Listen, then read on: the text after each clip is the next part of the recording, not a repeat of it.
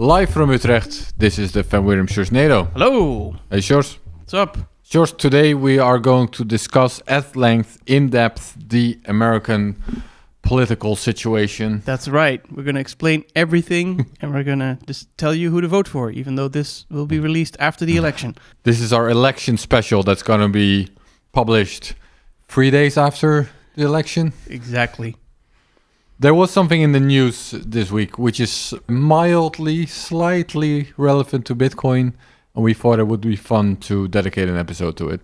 Yep, exactly. We're not actually going to discuss the politics of the situation, I think, or... I believe the listeners understand that. What we're going to discuss is open timestamps. Yes. Right? And we'll get to the reason why it's relevant later. Or do you want to get into that now? Well, we can say that something was timestamped. Okay. That was, at least mentioned in the news. Yeah.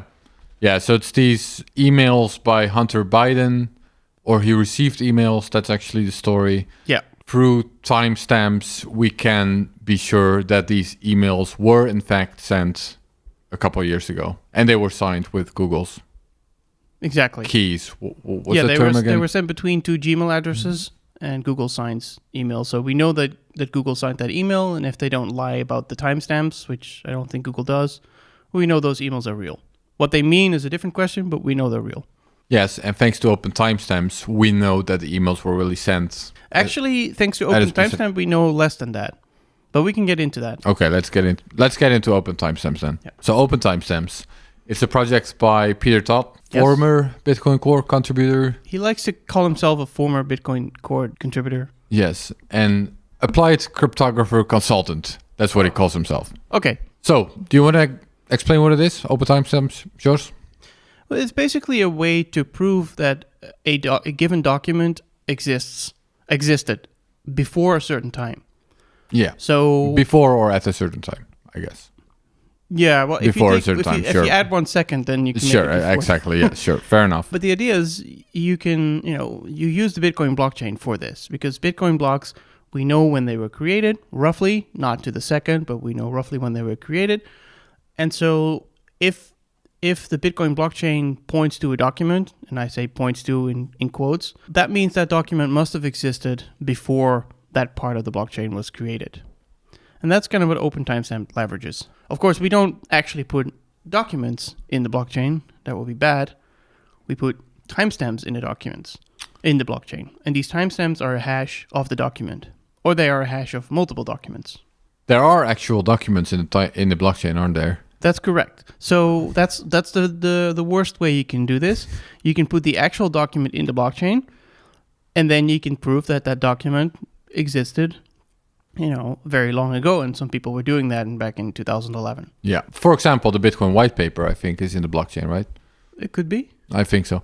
But anyway, so there's a better way of doing this. Yes. Because a document can be hashed. Yes. So what's a hash? Well, a hash... Is that too much for our audience? Like, do they already understand that, you think, yours? Or no, it's good to remind people. Okay, let's get it. What is a hash? And we can teach them something. So the Dutch word for hash is verhaspeling. Not that anyone would ever use that word, but it is basically a mangled version of the Why did you mention that? Oh, because we want to educate our users. We want to teach them Dutch? Yes. Verhaspeling. Well, you taught me something. I didn't know that. Okay. Well, yeah, because nobody would use that. Right. So the idea is that you take any given text and you mangle it in a way that you get just a number, or, it looks like a bunch of letters, but it's just a big number. Yeah. Well, it's a hexadecimal number, right? Well, a number is a number, but you can write a number as a hexadecimal. Exactly. So, and the key there is that if you change one letter in the text, the hash changes. And so a good hash function is something that takes any text and produces a unique number and does not collide. So you cannot come up with two different texts that produce the same number. Right. Now that's, of course, impossible to actually prove, but, the wizards came up with, for example, SHA-256, and so far it seems to work. And the nice thing is, the Bitcoin blockchain keeps producing blocks, and there's a pretty big incentive to find a duplicate. So if there is a vulnerability in SHA-256 where you could take you could change the contents of a block and still have the same proof of work, that would be bad, but we'll find out soon enough.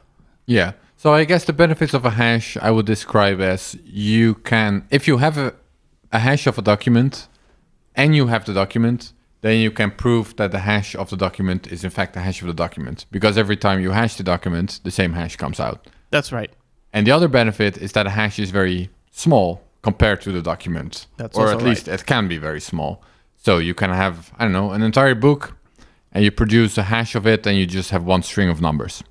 Exactly. So now you can prove that the book is the same thing as the hash. Yeah, and this But can if be you useful for very practical stuff, like if you have optical character recognition. So you're scanning a book, and you want to make sure that the scan is correct, or maybe you have a checksum, which is also a hash. Right. Okay. So that's what a hash is. Yes. Do we cover hashes? Yeah.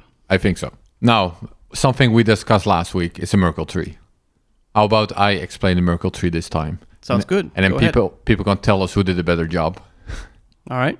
Okay, so we're hashing documents. We just explained how we're hashing documents. Now, let's say we have 2 documents.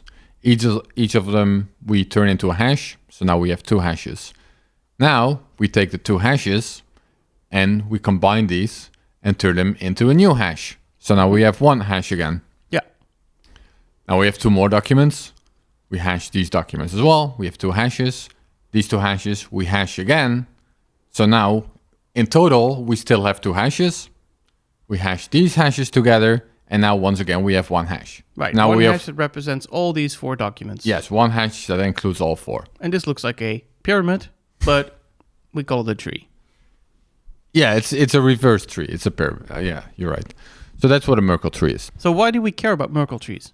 So the nice thing about a Merkle tree is that if you have one of the documents that's included in the Merkle tree, you should be able to prove that it is in the Merkle tree to someone who only has the Merkle hash, which was the last hash we ended up with. Exactly. And they also don't need to know every document in the Merkle tree. So you can reveal one document in the Merkle tree. Right. By, revealing the right hashes. Basically 1 at every level of the tree. Yes, which is called a Merkle root. Or Merkle proof. Oh, sorry. Merkle proof. So, yeah. Okay. Okay. So why do we care about this? Instead of putting the whole document inside the blockchain in a transaction, we can put a hash of a document in a transaction. Right, which is much more compact, much smaller, and therefore requires less block space and less fees. Exactly. So that's better. And there's a nice way to do that. This is called op return, which we discussed, I believe, in a previous episode. It basically tells the node, like, everything after this you can ignore. You don't have to put this in your UTXO set, which we talked about last episode, takes up RAM. So you write op return in the destination of your payment, and then it's followed by the hash. And then some other software will have to interpret that. Right. But it's still a bit inefficient, right? And that's why we're talking about this Merkle tree. Yeah, you don't want to have to create a transaction for each document you want to include in the blockchain, because there's a better way. And that's including the Merkle root. That's right. I'm confused about terms. Can you hear? So the Merkle root is the top of the tree, Yes. or the top of the roots, or the bottom of the upside down tree, depending on how you want to look at it. And the Merkle proof is a way to say that this given document actually is part of that tree without having to reveal the entire tree, but just bits of the tree. So how do you use this in practice is the question. Because you might just have one document that you want to timestamp, but you don't want to create a transaction for that. But what if people could come together and basically have a whole bunch of documents, maybe once a day or once an hour, timestamped. Mm-hmm. And that is where the calendar server comes out. So this is a super centralized solution, but that doesn't really matter. And we'll explain why that doesn't matter. It's a server run by Peter Todd in this case, right? It could be. We don't know, but that's what he says. I trust Peter, don't you? Well, I trust Peter to run this server. We don't have to. That's even better. Yes. Okay, so what this calendar server does is basically everybody keeps sending documents to it, or actually hashes of documents to it, of course, not the actual document. That would be bad. And the server basically waits 1 second and then tells you at the end of that second, if you were the only hash or if there were other people who submitted something in that second, and it gives you a hash back. And you then need to call that server again a while later to say, hey, has this thing been included in the block yet? Because every couple of hours, it will take all these hashes and make a Merkle tree out of that and put that on the blockchain inside a transaction. So what the server is returning to you immediately is a hash of the document itself? I think the server immediately returns either a timestamp or maybe the hash of every other document it received. No, probably, I guess a timestamp. I haven't looked at the implementation, but the idea is that it groups everybody into seconds, so you never have to wait for more than a second. And then at some point, multiple seconds worth of transactions, or multiple seconds worth of documents are put into a single transaction, which is confirmed in a chain. And then the server will actually give you the whole chain of evidence you need to go from the document you submitted to that transaction and the block. Okay, so that last part doesn't happen immediately. That last part telling you where to find it in the tree, that only happens when it's included in a transaction. Well, it has to, right? And included in a block, because you don't know what block it's going to be in when you make the transaction, but you don't even know what the transaction is going to look like because there's more documents coming in. So the hash keeps changing. The hash that goes into the transaction keeps changing as new documents go to this calendar server. But eventually, at some point, everything it's got so far goes into a transaction, it gets confirmed, and now it has that proof. Sure. So this is where it can be, where you temporarily have to trust it. But you can see if it's not doing what it's supposed to do. It could just decide to throw away your document and never include it. But once it has done that, you don't need it anymore because you get all the evidence yourself and you can keep it. And if they somehow censor you, then you just run your own server. Okay, so if I understand correctly, everyone's sending in documents they want to have hashed, or do they send in the hashes themselves? They send in the hashes. Okay, so everyone sends in hashes of documents they want to have timestamped. Once a second, Peter Todd returns, the calendar server, whoever operates it, returns either a hash of the document if there was only one document that second. Well, no, in that case, what do you get back? Because you're already sending in a hash. I guess it'll just give you the hash back. Okay, so I haven't read the exact code, but this is probably how it roughly works. Yeah, it's a bit of an implementation detail anyway. So you send in the hash of the document you want to have timestamped. Once a second, a hash is returned, which is either then, I guess, that hash, or if multiple people send in documents, or if there were multiple, hashes of documents sent in the same second, then a Merkle root is returned plus a Merkle path, which lets you find your hash in the tree. Exactly. It's like a miniature tree for once a second. Every second there's like a miniature tree. And this just prevents you from, flooding the server with millions of hashes and it having to hold on to that for years. Now whatever you throw at it in 1 second, it can forget after 1 second. Right. Now, all of these miniature trees, to call them that, these are all sort of accumulated and turned into a new Merkle tree. And the Merkle root of that tree is once a while included in a Bitcoin transaction. Right. At that point, all of the documents are basically timestamped in the Bitcoin blockchain. Yes, but you still don't have the proof. Yes, and that proof is also sent to you by the server. No. The server, it's not don't call us, we call you. It's the opposite. It is? You have to call the server. Okay. So you basically, every now and then, I think there's a way that you can just wait for it if you have a patient computer. But you can also pull it later and say, hey, do you have the full proof for me now? And at that point, it will give you everything you need. Right, okay. So which to go back is basically you start at your document that you gave, the hash, and then the whatever hashes of all the documents in that 1 second, and then whatever transaction it comes in, and then where that is in the block. Right. That's pretty much the proof. All right, so now we've included a document or the hash of a document in the Bitcoin blockchain through this Merkle trick. Now we want to prove to someone later on, it's a year later, we want to prove to someone that a year ago we included this hash into the Bitcoin blockchain. How do we do that? How do we prove it? Right, so first you give that person the actual document, and then you give them this OTS file, which contains the proof. Basically all these Merkle proofs that we stored before. Right, and then what does that person do with that? They run a command called OTS verify, which basically checks the proof. So it checks whether all the hashes are what they say they should be. And then it checks against your own node whether the transaction is included in the blockchain. So that requires them to have the open timestamp software, right? That's right. And the open timestamp software uses the Bitcoin blockchain that you have on your node to check if it's really in there. Exactly. And so it does not need any of these calendar services. So these are just necessary to store proof, but they can disappear off the face of the earth as long as you keep the file with the proof. Right. So now in recent weeks, we discussed all sorts of pruning tricks, these kinds of things. What if you're running a pruned node? Can you still check the blockchain somehow? Yes, because the nice thing is that you can prove that a transaction exists in a block without keeping the whole block. You can just basically provide a Merkle proof that the transaction actually occurs in the block. Right. And therefore, the only thing you need is the block header. And yeah, you still have that. If you prune everything, you don't prune the headers. Nice.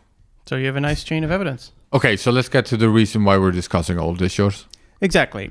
So basically, there was an email. Let's say Alice was asking Bob for coffee. You don't want to trigger anyone, so we're just gonna use Alice and Bob. I also don't know the name of the sender. Let's say Alice was asking Bob for a coffee back in 2015, and an email circulates on the internet. But you just see an email, so you might rightfully ask, okay, maybe this email is completely fake, right? But the nice thing is that you can never trust Alice and Bob not to lie about coffee. Well, or you're not even trusting Alice or Bob because this email just comes out of nowhere. It wasn't given to you by Alice or by Bob. Yeah, I'm just saying I don't trust Alice and Bob's words for whether or not they had coffee together. That's true, but I want cryptographic proof about them drinking coffee or not, yours. Well, we don't. It doesn't prove whether they actually drank coffee, right? It just proves that Alice asked Bob for coffee. I'll settle for that. Okay, so the nice thing is we have this problem called spam and phishing, and basically fake emails pretending to be somebody else. And the way that is partially solved is that mail servers can sign emails for you. Mm-hmm. So you don't have to use PGP yourself, although of course you should. But the mail server will say, okay, this email goes to this person, and here's the signature basically testifying to that. And Gmail does that standard. Right, so they have a special key to do that. Yeah, exactly. So it's basically, in that case, Google saying, yep, this is the real email.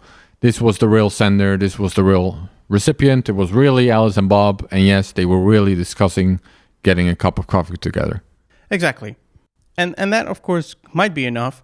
But, because depends on how much you trust Google, of course. Mm-hmm. Google signs a couple of fields, which is the sender, the recipient, the time, and the contents of the message. So you know that. Mm-hmm. But, we're Bitcoiners, so we want to have more. And so the thing is that there is actually another email out there, which we can talk about, which is Greg Maxwell sending Peter Todd a message randomly about some Bitcoin thing. And it happens that Peter Todd timestamped that message back in 2016. Mm-hmm. And that message is using the Google's key. The same key. The same key. Mm-hmm. So now we have proof that not only did Google sign this thing, they used a key that already existed back in those days. Because we know that key existed. Right, because it was timestamped on the Bitcoin blockchain. Exactly. Back in those days. Yeah. Now that doesn't really, matter that this key existed. Because we already know Google signed it. If you assume Google lied about the timestamps, that'd be weird. Still nice.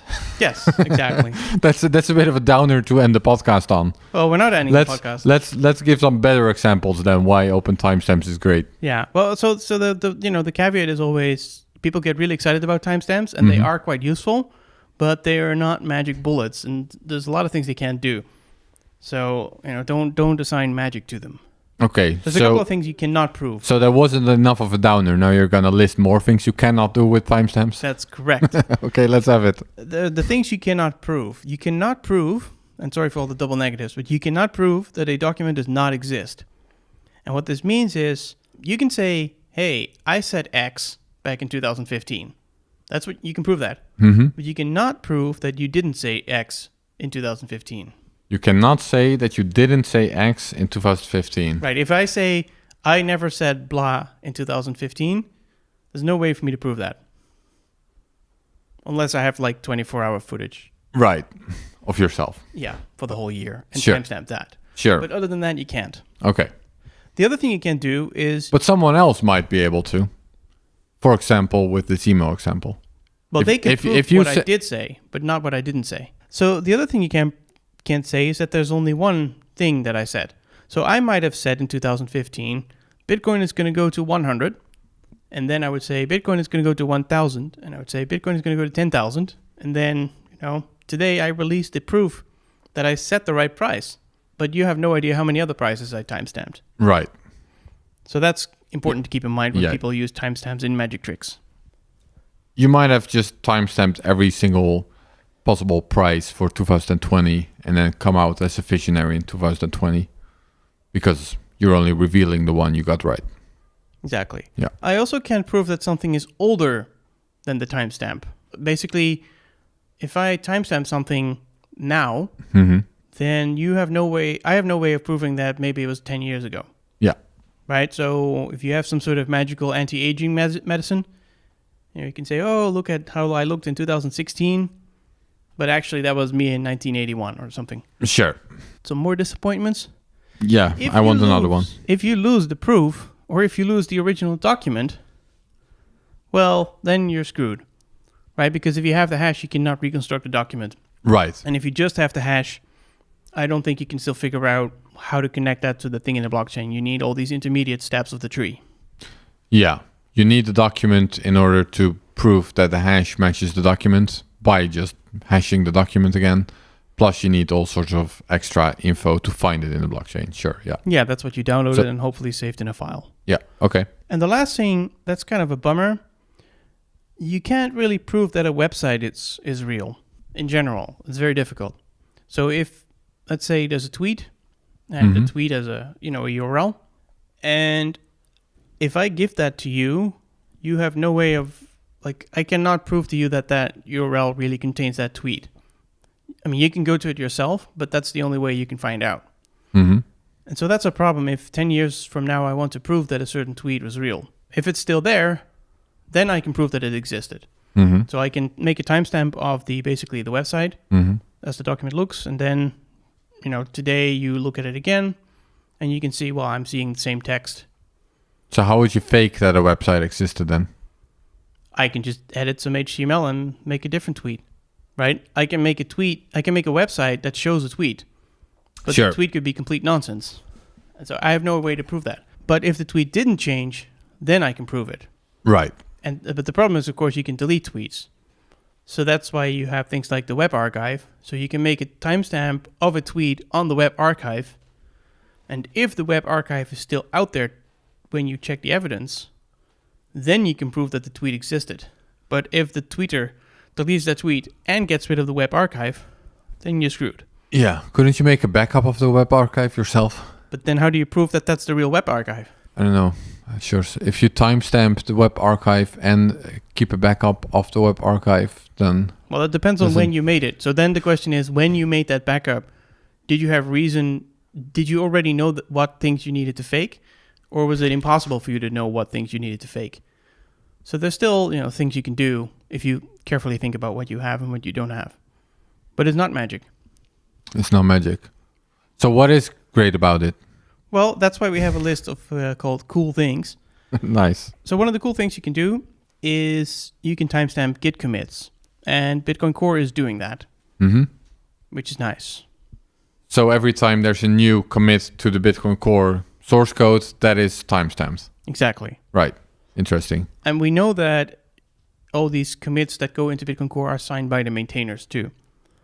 So there's two things. We have these timestamps, and assuming somebody stores the evidence, multiple people store that evidence, and the signatures are real. You can go back in time, look at these timestamps, and see that the history is indeed what GitHub says it is. Right. You can trace the entire history, or at least up to a point of what the Bitcoin Core source code looked like. Yeah. Now, if somehow there would be another version of history timestamped in there, then it's either not signed by the maintainers, so it's obvious that's the fake one, or I guess in a worst case scenario, if it is signed by the maintainers, then we know that that particular maintainer has been signing two versions of history. So we know there's a problem at least. Yeah, you might still not know which is the real one, but you know there's a very serious problem. Yeah.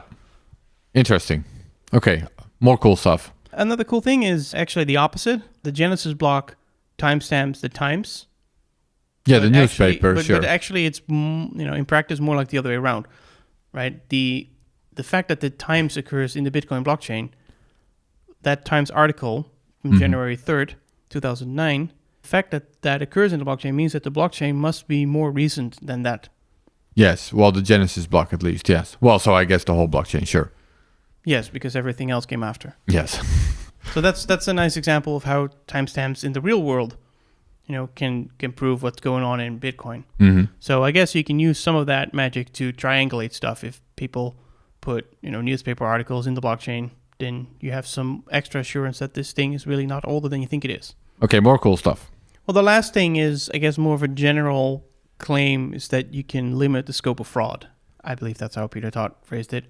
So you cannot necessarily prevent all forms of fraud, as we discussed. There could be really funky things going on, but there's a limit. There's a more limited things you can do because these timestamps exist. You have to be more careful. You cannot, for example, like say, hey, this Google key was recently created by a Russian hacker. No, we know it was out there in 2016. So there's certain things you can no longer claim based on these timestamps. And as we described with the example of the hypothetical evil Bitcoin Core maintainer that changes history, like you can then prove that there are two versions of history, and that is something they would have to think about. Yeah, so what I really like about this idea, I think timestamps and these kinds of timestamps and open timestamps, it is, I think, the most interesting and the most important non-monetary use of Bitcoin. I think it's a big deal being able to timestamp documents in such a very viable way. Okay, yeah, it's definitely very cool and very useful. I've studied history, and it's a huge part of a historian's job to find out if documents, if evidence is really as old as it's supposed to be. A nice example is, I'm sure you've seen these photos of Joseph Stalin where people are just photoshopped out before Photoshop was a thing. Yeah, exactly. Nowadays, everybody does that, but... Yeah, back in those days, that was a bit more original. But these are the kinds of things, like you can imagine how these kinds of trickeries could be prevented with something like open timestamps somehow, or at least be made more obvious, or it could be a very useful tool for historians, I think.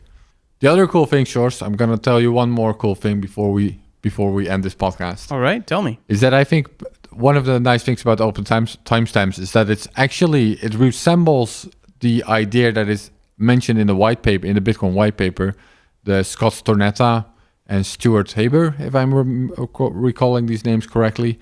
They had their own idea for timestamping back in I think it was either the late 80s or the early 90s.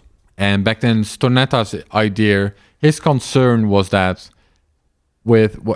as long as we have paper documents, then forging paper documents, is at least kind of difficult. It's at least sort of like it leaves traces, or you can sort of tell that something has been doctored with or messed with, or it's at least sort of possible. While if we're moving... And you know how old paper is. Yeah, you can even tell how old paper is in many cases, or at least roughly. And if we're moving to a digital world, that kind of stuff becomes completely impossible, and every document can be altered in ways that are just, unseeable. So he wanted to solve that problem, and he and Haber, they tried to solve this problem, and they kind of couldn't. They couldn't figure out how to solve this problem because every solution they come up with relied on some kind of third party to vouch that a document existed at a certain point in time.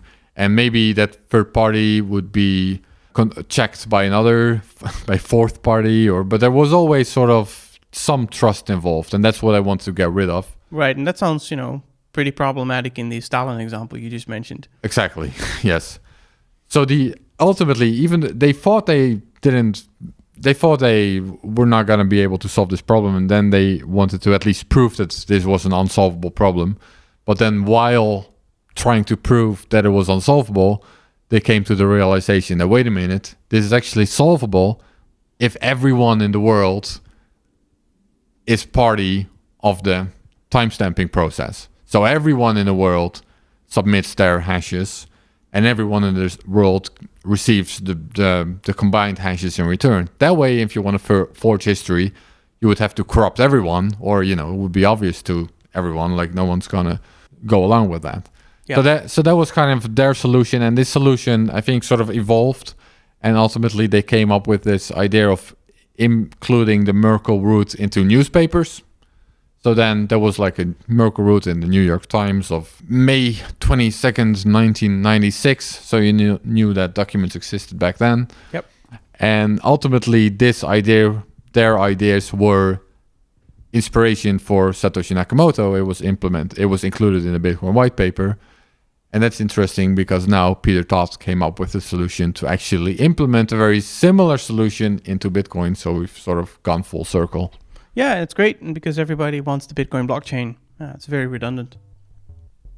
What? It's very redundant, basically. Everybody has a copy of the Bitcoin blockchain. So just like that newspaper. Right, pretty much. Okay. Okay, and they have a financial incentive to have this copy. It's one thing to say everybody in the world must participate and have this hash. It's another to say, well, if you want to use money, you need to keep track of a hash. And by the way, it also fixes this timestamping problem. Right. Okay. I guess that's all we've got. I think so too, Shores. So thank you for listening to the Van Weerdum Shores NATO. There you go.